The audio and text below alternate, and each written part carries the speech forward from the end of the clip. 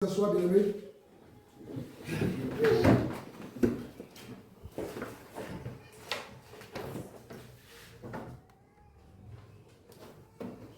Dieu est bon. Amen.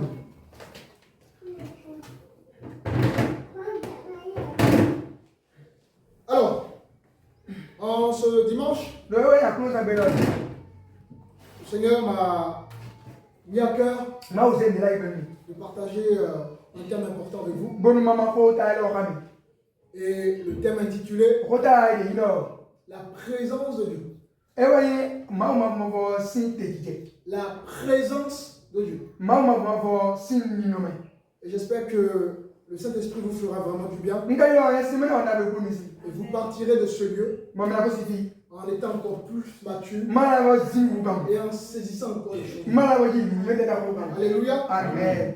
Donc l'objectif de ce terme, c'est pour nous susciter à ce qu'on puisse avoir un désir ardent et à ce qu'on puisse rechercher davantage le Seigneur notre Dieu, afin que nous puissions vivre davantage de sa présence. Parce que la présence de Dieu, vous allez le voir, elle est très importante dans notre vie de tous les jours. Alléluia. Amen.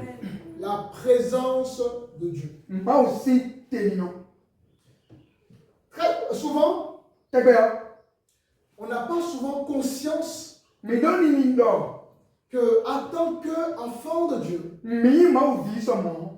nous avons Dieu qui marche avec nous. Nous avons un Dieu qui est toujours avec nous. Nous avons un Dieu qui nous assiste, n'est-ce pas, tous les jours. Parfois, on ne prend pas conscience de ça. C'est vrai que entre la réalité spirituelle et la chair, on est souvent plus orienté vers la sensation de la chair. C'est-à-dire que l'homme a besoin de voir. L'homme a besoin de sentir pour pouvoir croire. Or, la foi, c'est quelque chose qu'on ne peut pas toucher de façon physique. La foi, ça dépasse tout entendement. Ça dépasse, n'est-ce pas, notre limite. La foi, elle est surnaturelle. Alléluia. Amen. Alors je pense qu'en abordant ce thème qui est la présence de Dieu, vous allez prendre plus conscience de Dieu dans votre vie. Oui, mon frère, ma soeur. Sache que même quand tu vas marcher, tu es là. Même quand tu es dans ta cuisine, Dieu est là. Même, n'est-ce pas, quand tu voyages, Dieu est là. Alléluia. Amen. Alléluia. Amen. Dieu est avec toi, frère. Dieu est avec toi, ma soeur. Et donc, souvent, on a tendance à ne pas comprendre que Dieu est toujours avec nous. Parce que on se fie souvent à nos réalités.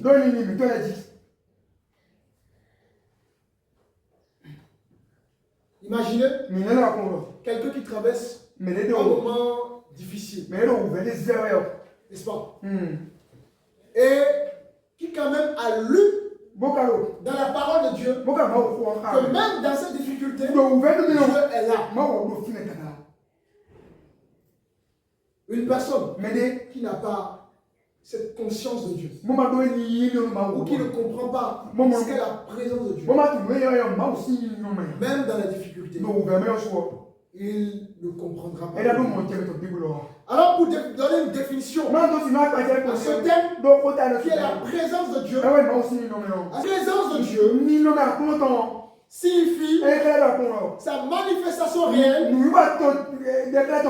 et consciente auprès de son peuple. Chaque chrétien doit prendre conscience de la manifestation de Dieu. Le peuple de Dieu, comme nous sommes, doit prendre conscience de la manifestation de Dieu. Parce que c'est pour nous que Jésus est mort à la croix.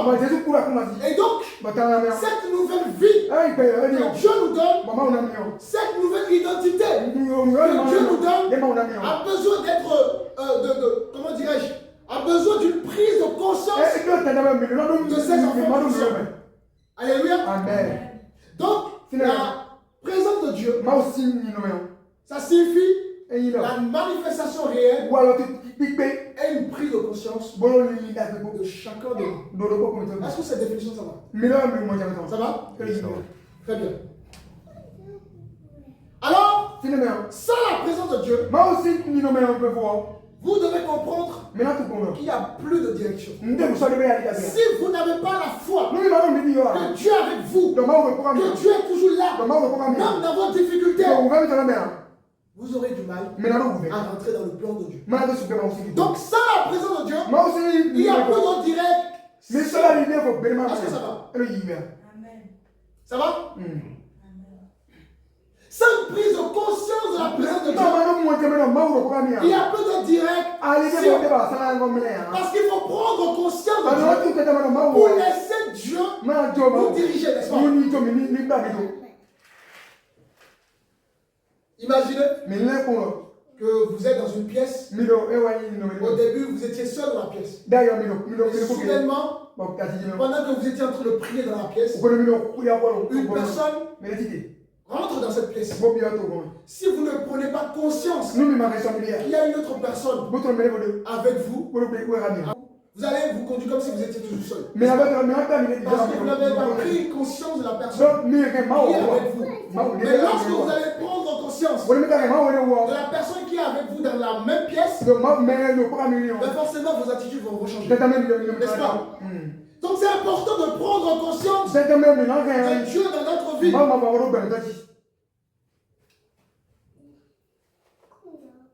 Donc, sans la présence de Dieu, il n'y a plus de direct. Sans la présence de Dieu, il n'y a plus de protection. Sans la présence de Dieu, il n'y a plus une vie véritable spirituelle. Parce que la prise de conscience de la présence de Dieu dans votre vie déterminera votre conduite. Alléluia. Amen. Ça va? Amen.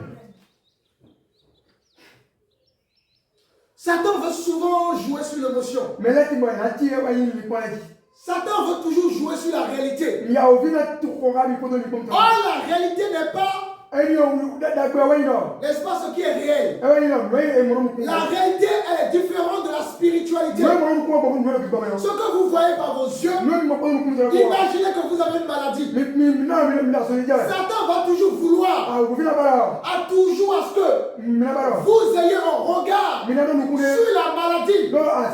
Or, Dieu vous a déjà dit, dans l'intimité, dans le secret, que vous êtes guéri. Mais qu'est-ce que Satan va faire? Mais tu ne vois pas encore la maladie. La maladie est encore là.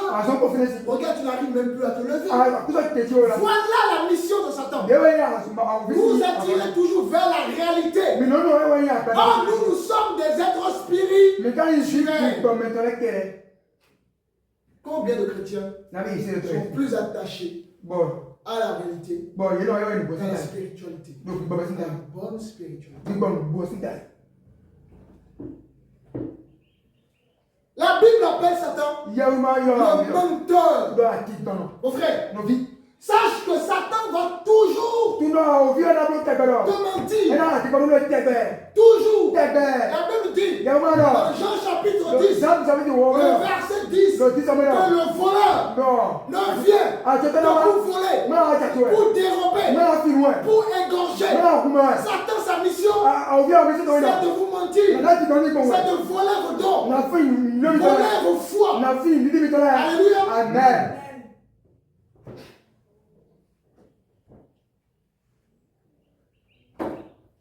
Et Et dans ce type de contexte, qu'est-ce que Dieu nous appelle à faire? Dieu nous appelle à arracher la parole. Oui, je sais que j'ai ma maladie. Mais le Seigneur m'a dit que je suis guéri. Et comme j'ai la foi, je ne dois plus regarder cette réalité. Mais je m'accroche à la parole de Dieu. Parce que la parole de Dieu, c'est une promesse. Et la Bible dit que ce que Dieu a dit, sa main veille à son accomplissement. Et qu'il n'est pas le Fils de l'homme pour mentir. Donc dans tes difficultés, lorsque Satan vient pour te mentir, rappelle à Satan que Dieu t'a dit ceci. Rappelle à Satan que Dieu t'a déjà guéri. Et en faisant cela, tu es en train de montrer que tu as pris conscience de la présence de Dieu.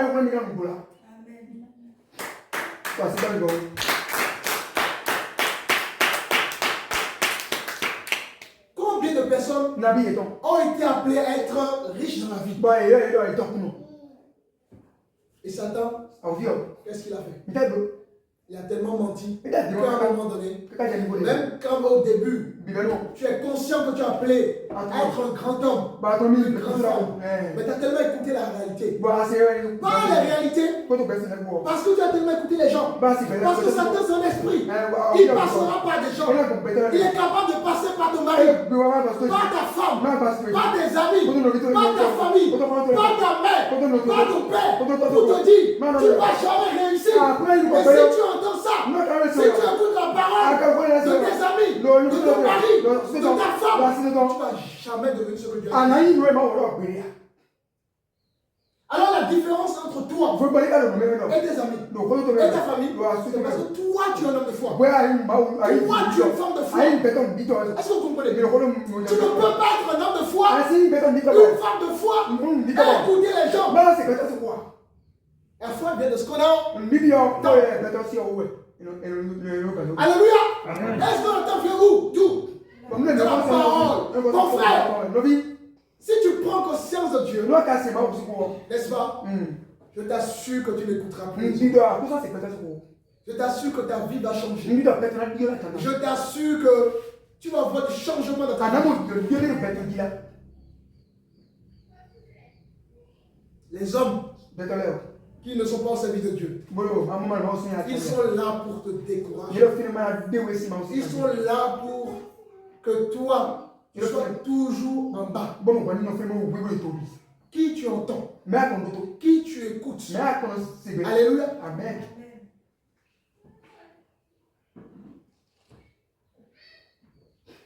Alors la plus grande richesse pour l'homme, c'est de prendre conscience de la présence de Dieu. Ah, nous avons vu que la présence de Dieu, c'est quoi? C'est une prise de conscience. D'accord? On prend conscience que Dieu est là. On sait qu'on ne peut pas le voir physiquement, mais on le sait par la foi.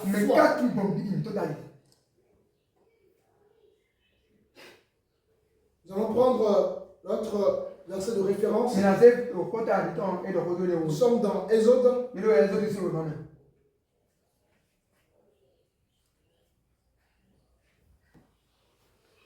Exode chapitre 33.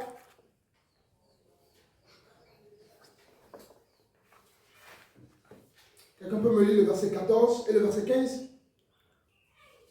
Exode 33, verset 14. Non, Exode 33. 33.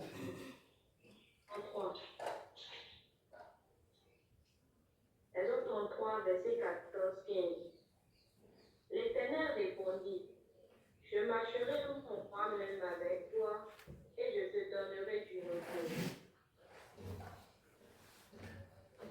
Continue.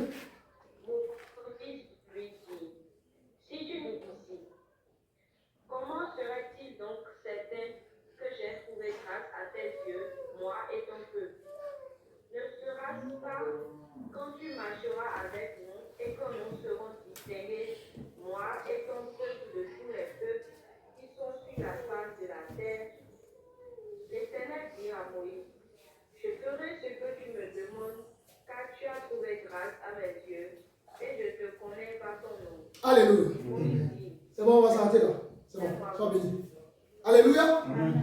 bien entendu la parole? Oui. Vous avez bien lu? Dans le verset 14, Dieu dit à Moïse, je marcherai moi-même avec toi. Et je te donnerai du repos. Moïse lui dit, si tu ne marches pas toi-même avec nous, ne nous fais point partir d'ici. Que Dieu bénisse sa parole.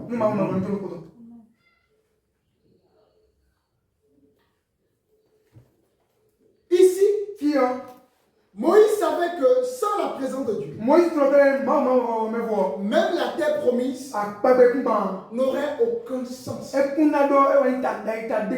Si tu ne prends pas conscience qu'il faut que Dieu marche avec toi, tu dois comprendre que tout ce que tu fais dans ta vie n'aurait pas de sens. Pourquoi?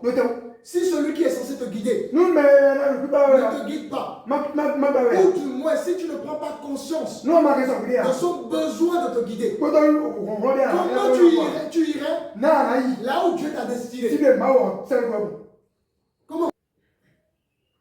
Dieu est l'amour par excellence, n'est-ce pas? Donc tu penses que Dieu aime ton voisin plus que toi? Dieu aime ta voisine plus que toi? C'est le l'amour. Mais pourquoi ta voisine évolue? Ou bien ton voisin évolue? Et toi tu n'évolues pas. Parce que le problème c'est toi. Tu as abandonné ton Dieu. Tu as abandonné ton Créateur. Tu t'es éloigné de Dieu. Tu t'es éloigné de celui qui t'a envoyé en mission sur la terre. Et une fois que tu es arrivé sur la terre, tu n'as pas voulu entendre parler de lui. Tu n'as pas voulu marcher dans ses voies. Mais forcément, si tu n'es pas influencé par Dieu, naturellement, tu vas être influencé par Satan.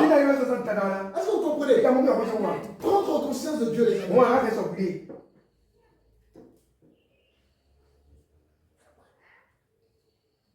Et Moïse savait que sans la présence de Dieu, même la terre promise n'aurait aucun sens. Dieu fait une promesse. Mais il fallait que, entre la promesse qui a été donnée et le temps d'arriver dans la terre promise, il y a tout un parcours. Et dans ce parcours, Dieu doit être avec eux.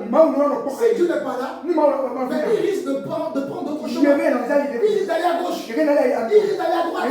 Donc si Dieu est avec lui, il sait que même s'il va à gauche, Dieu va, n'est-ce pas, corriger sa trajectoire. Il sait que même s'il va à droite, Dieu va changer les choses. Donc il est important pour lui que Dieu marche avec lui afin qu'il quitte le point A pour aller au point Z sans changer de traitement.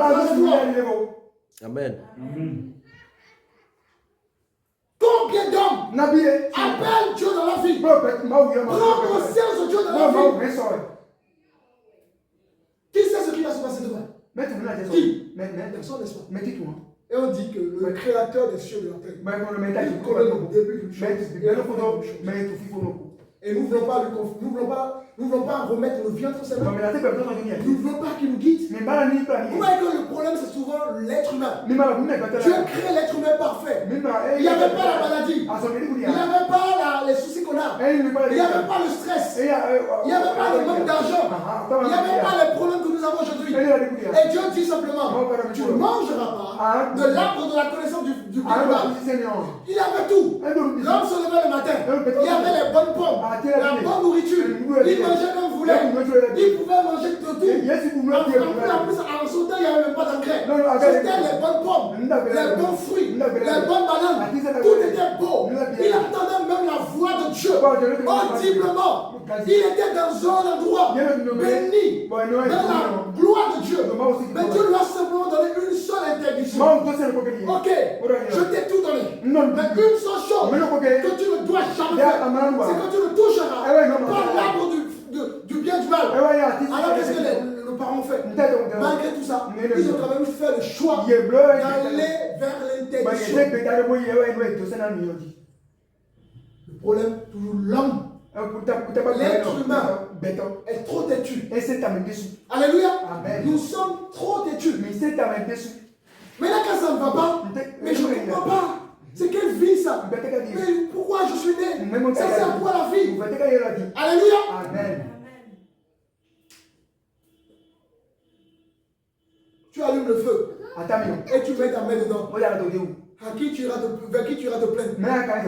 Alléluia. Amen. Tu iras te plaindre vers qui? C'est C'est toi qui as mis ta main dans le feu. Tu assumes les conséquences. Alléluia.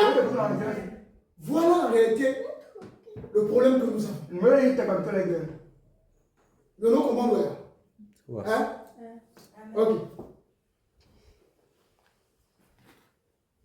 Alors, nous avons vu qu'il était important pour Moïse que Dieu marche avec lui. Donc, il est important pour chacun de nous que Dieu marche avec nous.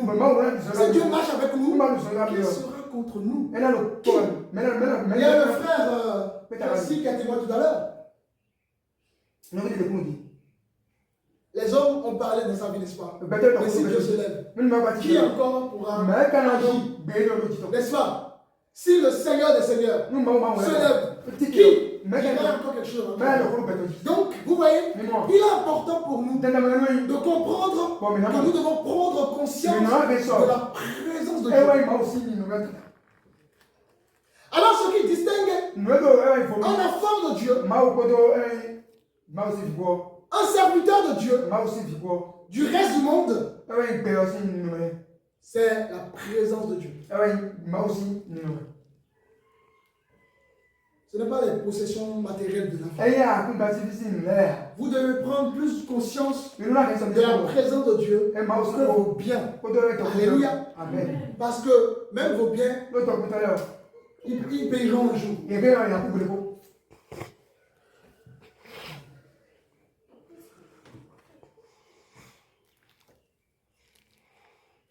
La vraie réussite n'est pas dans l'abondance de biens. Les biens doivent être en réalité en moyen. Beaucoup ont fait des biens matériels une finalité. La vraie réussite, les amis, je vous dis, ce n'est pas l'abondance des biens.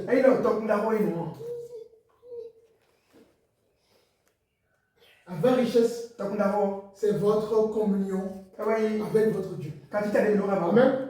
Amen. Alors, il faut chercher avant tout la présence de Dieu. Il faut chercher avant tout les bénédictions de Dieu. Parce que si tu es béni, de quelle bénédiction va encore surpasser les bénédictions de Dieu? Il faut chercher les choses qui viennent de Dieu. Alléluia. Amen. Est-ce que jusque-là ça va? Le bien-aimé qui sont en ligne, ça va? Est-ce que ça va? Très bien. La présence de Dieu. Si vous prenez conscience de la présence de Dieu, même en prison, vous n'aurez pas peur. Parce que vous savez que Dieu est avec vous. Les apôtres n'étaient pas en prison. Les apôtres n'étaient pas en prison. Hein? Vous qui lisez, les apôtres n'étaient pas en prison. Mais pourtant, ils étaient dans la joie, n'est-ce pas? Et Dieu les a libérés, n'est-ce pas? Parce qu'ils savaient qu'ils avaient un Dieu qui était constamment avec eux. Si tu sais que Dieu est avec toi, tu n'auras plus jamais peur dans ta vie. Amen. Vous savez, l'ennemi joue souvent sur la peur. Il sait que les êtres humains ont souvent peur.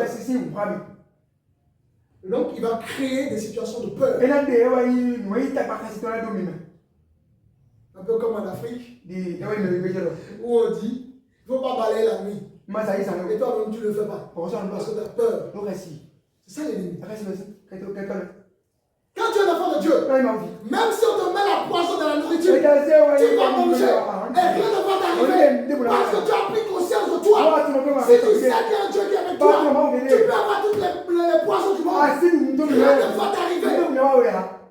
Mais comment le dire? Rien ne va t'arriver. Oh, mais comment? Amen.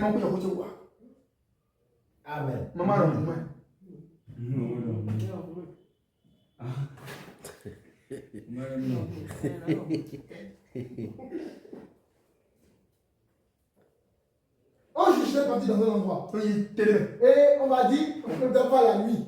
Au dehors. Et j'ai dit, je veux dormir. Au dehors.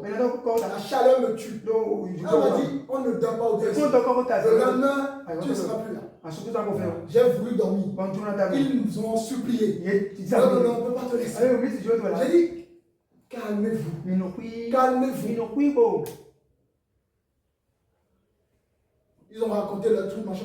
Et au final, j'ai dormi dehors. Et le lendemain, je me suis réveillé. Est-ce que je suis vivant ou pas? Est-ce que je suis vivant ou pas? Ils ont recensé. Quand tu es l'enfant de Dieu, tu sais qui tu es. Tu as une identité. La Bible dit que les choses passées sont passées. Voici Dieu te donne la gloire. Voici Dieu te fait connaître ton identité. Voici tu n'es plus n'importe qui. Voici tu es le fils de Dieu. Voici tu es la fille de Dieu. Et maintenant, tu marches en nouveauté de vie. Regardez le fils du président. Quand il marche avec assurance. Parce qu'ils savent qu'ils sont des fils du président. Ils ne sont pas le fils de n'importe qui. Vous êtes le fils du très haut. Alléluia.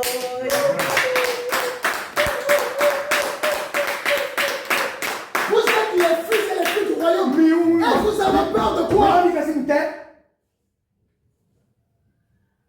Prendre conscience de la présence de Dieu.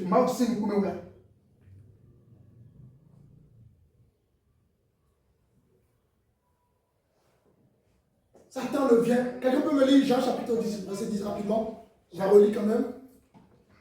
Jean chapitre 10, le verset 10. Jean 10, 10. Le voleur ne vient que pour dérober, égorger et détruire. Moi, je suis venu afin que les brebis aient la vie et qu'elles soient dans l'abondance. Alléluia. Amen. Satan va voler ton don. Satan va voler les biens que tu as. Satan va te faire comprendre que tu n'as pas. Tu n'es rien. Satan va toujours te montrer des choses que toi, ta vie est foutue. Tu n'as pas d'avenir. C'est ça son but. Mais Jésus est venu. Pour ceux qui acceptent Jésus comme Seigneur, Jésus est venu pour donner la vie. Mais la vie en abondance.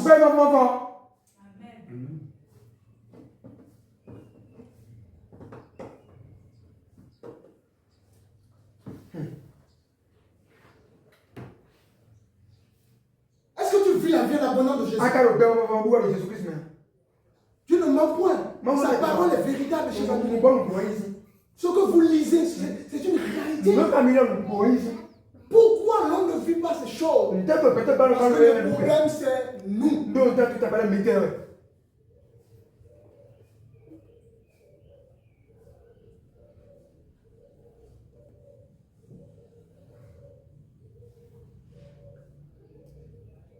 Nous n'en est pas plus grand que Jésus.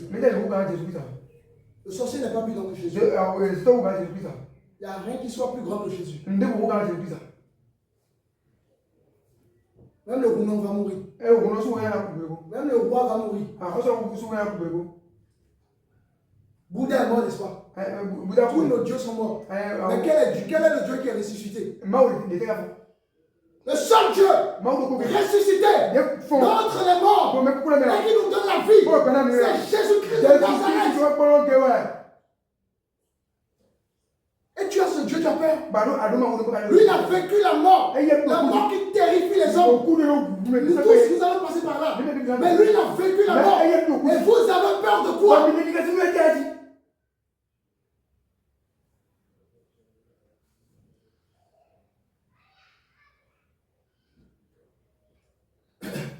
Alléluia. Amen.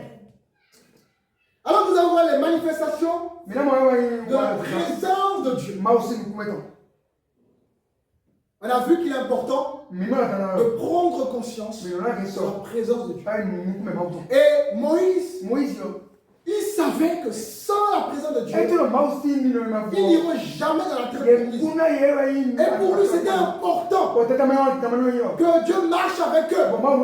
Comme nous devons nous rassurer que nous marchions toujours avec Dieu, en obéissant sa parole, en cherchant ses voies, en méditant la parole de Dieu, en priant régulièrement, en aimant nos frères et sœurs. En faisant cela, nous nous rassurons que nous sommes toujours sur la voie de Dieu.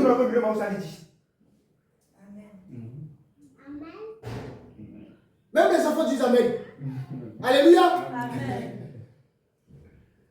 Est-ce que vous aimez la parole? Amen.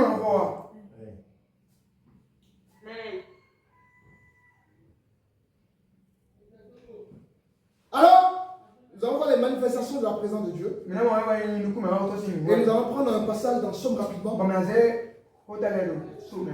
Somme chapitre 16. Somme 16. Et nous allons lire le verset 11. Somme 16, verset 11. Somme 16, le verset 11. Tu me feras connaître le sentier de la vie. Il y a d'abondantes joies devant ta face, des délices éternelles à ta droite. Alléluia. Acclamons la parole du Seigneur.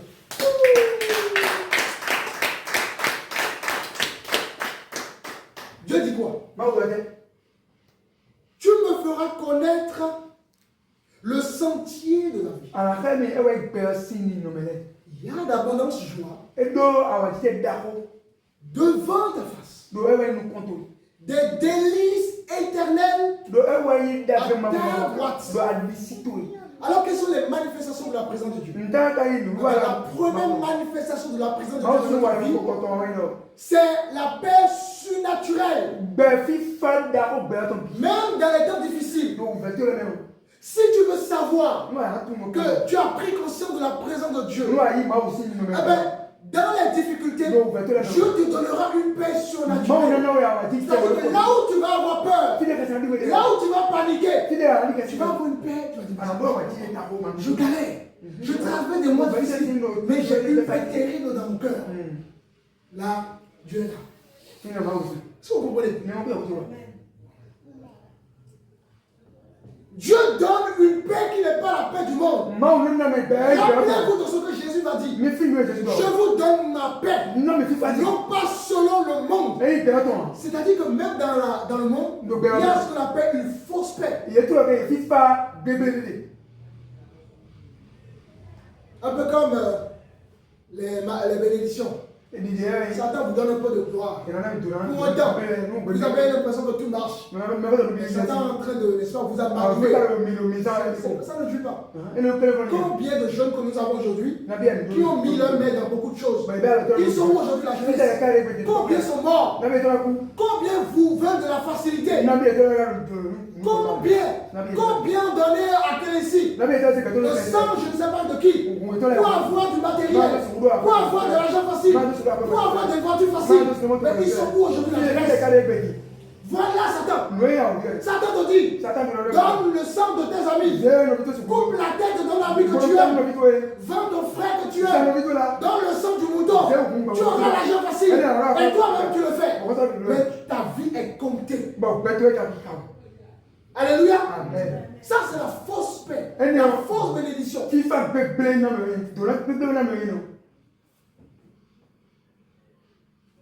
Bon, qualité. Et on a besoin. Maintenant, FIFA me peut mentir. Abi? Abi? Allez, à nous là-bas. Ça en quoi? Un coup fatal. Donc, la première manifestation de la présence de Dieu dans la vie de chaque chrétien, c'est la paix surnaturelle, même dans les temps difficiles. Alléluia. Amen. Ensuite, deuxième point.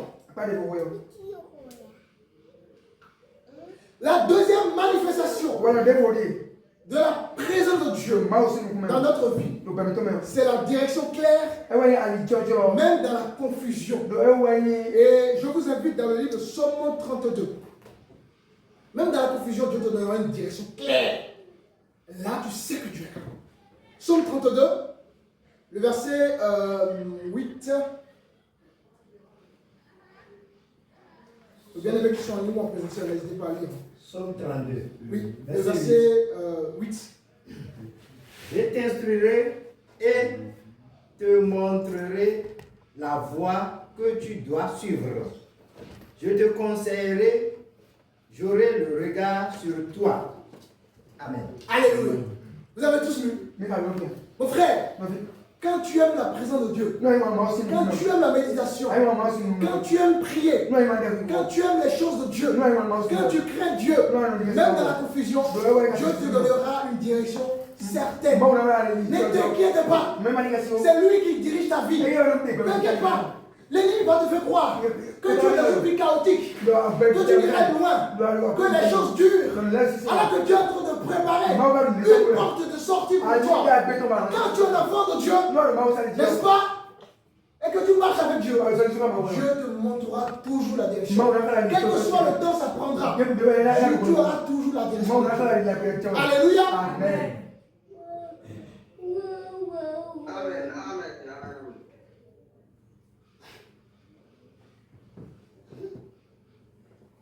Pour commencer ce ministère, je me rappelle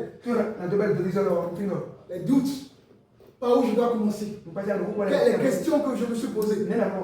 Frère, quand Dieu fait la navigation dans ta vie, je me suis retrouvé dans des situations où je me suis dit, bon, c'est fini le ministère. Non, ne t'appelle pas. Je suis où aujourd'hui. Quand tu es un enfant de Dieu et que tu prends conscience de la présence de Dieu, Dieu ne te laisse jamais. Dieu ne t'abandonne jamais.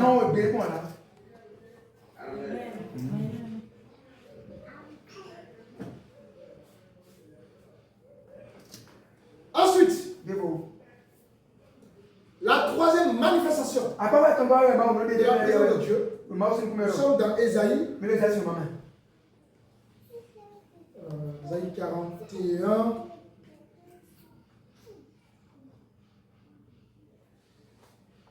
Alors, donne-moi 2 secondes.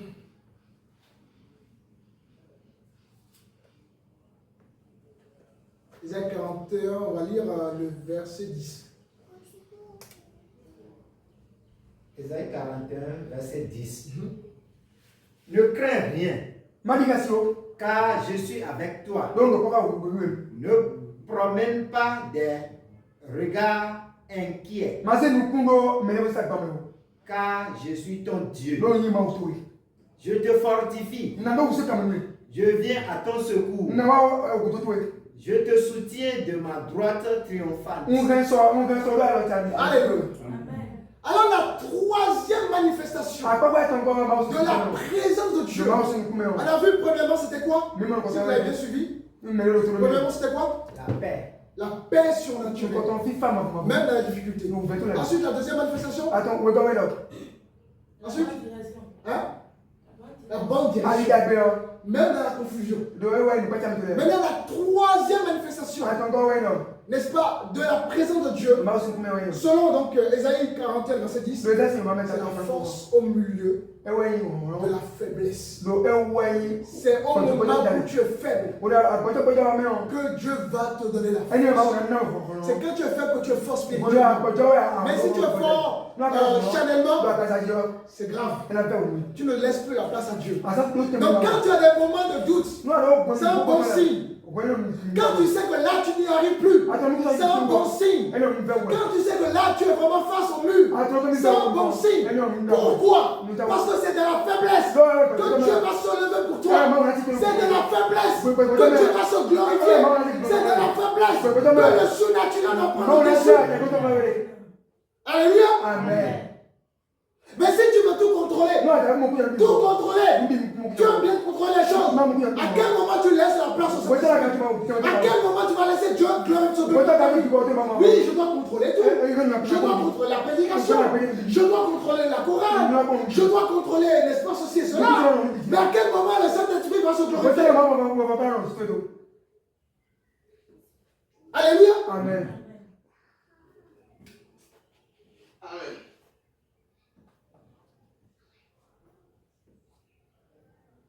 À quel moment? Arrêtons de vouloir tout contrôler. Dieu appelle Abraham. Le gars, il a vécu dans un pays. Il a grandi dans un pays. Il est vieux. Dieu l'appelle. Dieu lui dit, je sors de ton pays, de ta patrie. Et tu iras quelque part qu'il ne connaissait pas. Mais imaginez que toi, Dieu te dit, va en France. Tu ne sais même pas, tu n'as même pas de projet. Va au Bénin. Tu n'as même pas de projet. Va aux Antilles. Tu n'as même pas de projet. Va aux États-Unis. Tu n'as même pas de projet. Mais tu veux contrôler ce que tu vas faire là-bas. Frère, si tu veux tout contrôler, Dieu ne va pas se bouger. Et Abraham va écouter, va obéir. La vision n'était pas claire. Mais il a obéi. Il savait qu'il y avait un Dieu qui l'amènerait à la destination. Même s'il ne comprend pas son futur, même s'il n'a pas le contrôle de la situation, même si tout l'échappe, il sait que dans sa faiblesse, Dieu va se glorifier. Et au fur et à mesure qu'il marchait avec Dieu, au fur et à mesure qu'il suivait Dieu, au fur et à mesure qu'il respectait les commandements de Dieu, la vision devenait de plus en plus claire. Mais nous avons des chrétiens aujourd'hui qui veulent tout contrôler.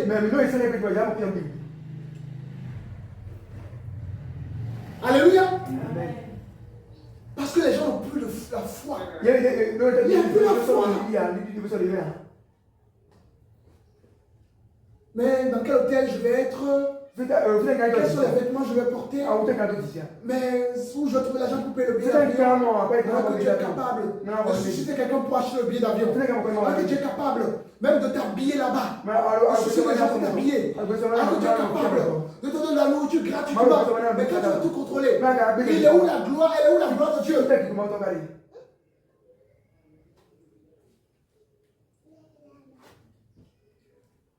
Notre génération manque la foi, les amis.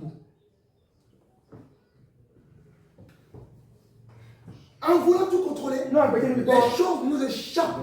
Parce que nous ne laissons plus la place à Dieu.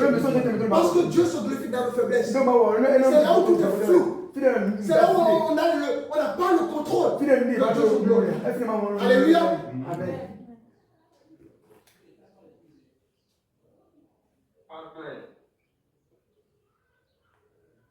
Et puis, quatrièmement, la quatrième manifestation de la présence de Dieu. Nous sommes dans Néhémie. Néhémie.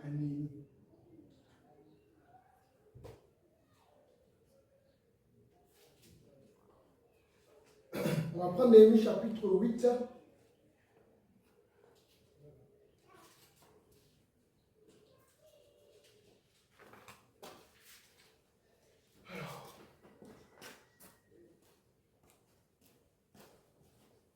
Néhémie chapitre 8, le verset 10.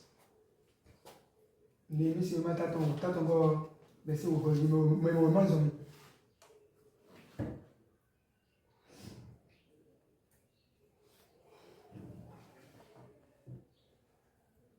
Néhémie 8, le verset 10. Le verset 10. Amen. Non, oui.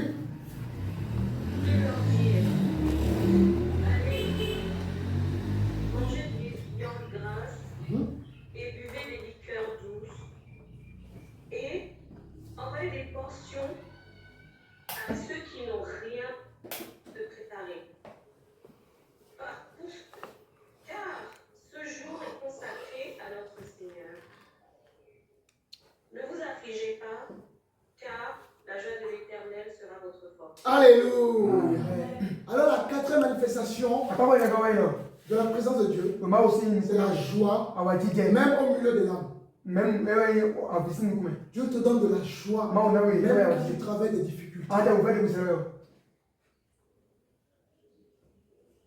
Alléluia. Amen. Tu ressens une joie. En fait, en même temps tu es triste, mais tu as une joie du Seigneur au fond de toi. Parce que Dieu est là. Dieu est là pour nous consoler.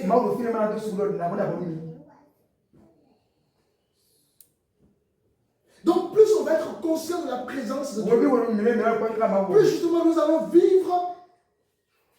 Plus nous allons vivre, ou bien si plus notre vie va porter des fruits spirituels. Parce que la joie surnaturelle, c'est un fruit spirituel. N'est-ce pas? La paix surnaturelle, c'est un fruit de l'esprit. La digestion clair, même dans la confusion, c'est vraiment des vertus spirituelles. La force dans nos faiblesses, c'est vraiment des vertus spirituelles. Est-ce que vous comprenez? Donc plus on va prendre conscience de la présence de Dieu, plus justement nous allons vivre des choses spirituelles. Alléluia. Amen. Est-ce que ça va?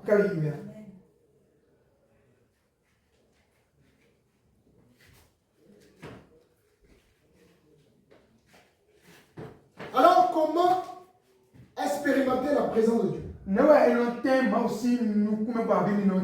Comment tu peux expérimenter la présence de Dieu? On va prendre le livre de Jacques.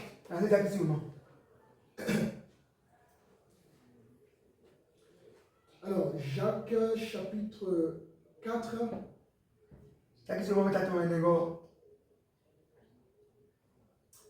Et on va lire le verset 8.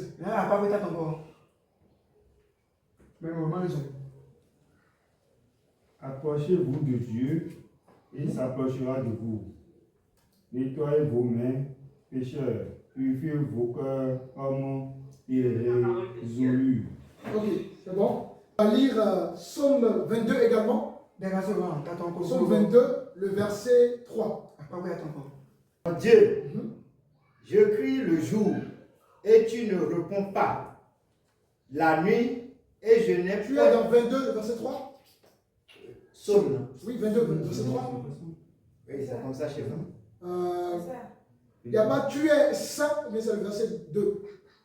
Ah, verset 3. Toi qui sièges au milieu, non, il n'y a pas un truc comme ça. Verset 4. C'est le verset 4, ok. Verset 4 alors. Okay. Pour autant, tu es le saint. Tu sièges au milieu des louanges d'Israël. Alléluia. Alors, je disais que nous allons, comment on peut expérimenter, n'est-ce pas, la présence de Dieu. Et nous avons lu Jacques chapitre 4. Le verset 8 dit, approchez-vous de Dieu. Et il s'approchera de vous. Le psaume 22, le verset 3 dira, tu es saint. Toi qui sièges au milieu des louanges d'Israël. Donc, comment on peut expérimenter la présence de Dieu?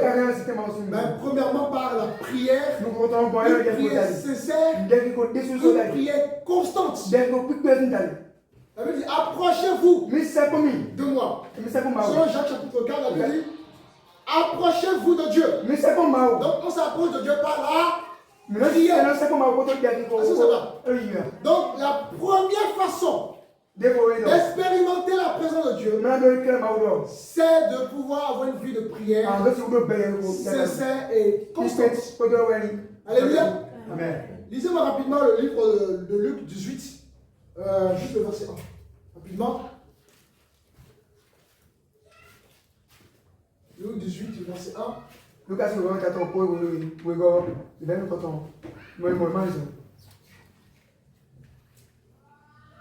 Verset 1. Verset 1, oui. Jésus leur adressa une parabole pour montrer qu'il faut toujours prier et ne point se relâcher. Alléluia. Amen. Il faut toujours prier. Mais ce sont les chrétiens qui prient toujours. Il y a des chrétiens qui prient lundi, qui prient après dimanche. Il y a des chrétiens qui prient juste une seule fois janvier, et la deuxième fois c'est en décembre. Il y a des chrétiens qui prient tous les 5 ans, tous les 10 ans. Frère, apprends à prier tous les jours. Remets ta famille entre les mains de Dieu le matin. Remets tes enfants entre les mains de Dieu le matin. Remets tes maris entre les mains de Dieu le matin. Remets ton épouse entre les mains de Dieu le matin. Remets ton église entre les mains de Dieu le matin. Remets ton pasteur entre les mains de Dieu le matin. Remets ta journée, ton business entre les mains de Dieu. Et tu verras la présence de Dieu. Alléluia. La prière. La puissance qu'il y a dedans. Les amis, vous faites des dégâts spirituels. La prière. Parfois vous êtes fatigué, complètement fatigué. Et le Seigneur vous réveille à 3h du matin. Vous priez. Parce qu'il sait qu'en ce moment, votre prière est indispensable. Alléluia. La prière. Des fois tu es fatigué, mais tu n'as pas le choix. Vas-y, tu pries.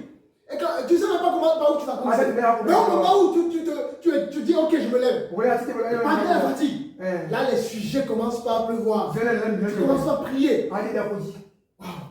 La prière. Les amis, vous savez, on a un exemple à prendre chez les musulmans. Les musulmans, ils ont des périodes de prière, n'est-ce pas? N'est-ce pas? Mais vous allez constater quelque chose sur les musulmans. Quoi qu'ils fassent, quand c'est l'heure de la prière, ils laissent tout et ils vont prier. C'est nécessaire. Alléluia. Amen. Quoi qu'il fasse. Même s'il est en train de prendre la bière, même s'il a vu la jolie go, il va laisser la jolie go pour la prière d'abord. Alléluia. Amen. On a beaucoup à apprendre des musulmans. Combien Combien de chrétiens prient? Combien? Approchez-vous de Dieu. Vous avez reçu la capacité, l'option, parce que vous êtes des fils et des filles du royaume, pour vous approcher du sanctuaire. C'est vrai, dans la loi, les hommes ne pouvaient pas s'approcher de Dieu. Mais par le sang de Jésus, tout homme, toute femme qui accepte Jésus comme Seigneur Sauveur a la capacité de rentrer dans le Saint des Saints. Amen. Vous savez, les problèmes, les maladies que nous avons là, les stress que nous avons là, ce n'est pas ton bébé qui te fatigue. Ce n'est pas ton époux qui te fatigue. Ce n'est pas ton épouse qui te fatigue. Ce n'est pas les activités de la vie qui te fatiguent. Mais si nous passons un peu de temps dans la prière, vous allez voir que tous vos problèmes vont disparaître. La présence de Dieu. Parfois, ça m'arrive d'être à bout. Je suis tellement à bout d'une situation. Même trouver la force pour prier, c'est difficile. Mais quand j'arrive à m'approcher de Dieu, quand je dis juste un seul mot, je reçois une paix terrible. Alléluia. Amen. Expérimentez cela, à partir de ce soir. Priez.